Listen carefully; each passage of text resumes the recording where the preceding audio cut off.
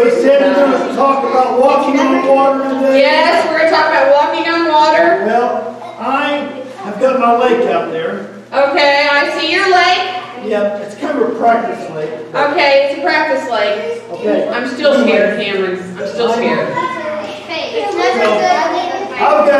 never I've good. got water shoes. Okay, you got water shoes. Because water shoes to walk on water. I don't think that's going to work, Pastor Tim. Who thinks Pastor Tim's going to be able to walk on water in water shoes?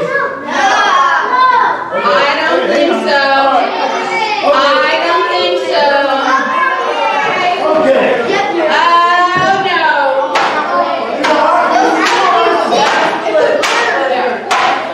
Tim, what have you got on your feet now? They're from diving, which is water. So I figured I could do like walk on water. No. Do you think you're going to be able to walk on the water in your lake? I don't think so. I'm ready now.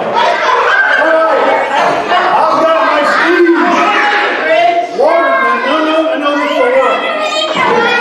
Because water skis, you put them on the water and you go behind the boat. Okay, how many of you know that to stay atop the water in water skis you have to have a boat?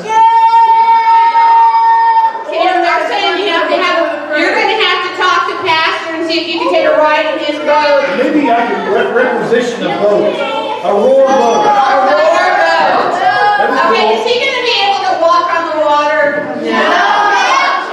Tim, I love you, but I don't think you can do this. I don't think I can. I don't think you can. I think we better go on with the lesson.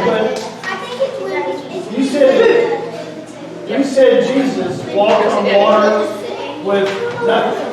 Right. Today, we are going to learn about one of the disciples who, well, you just wait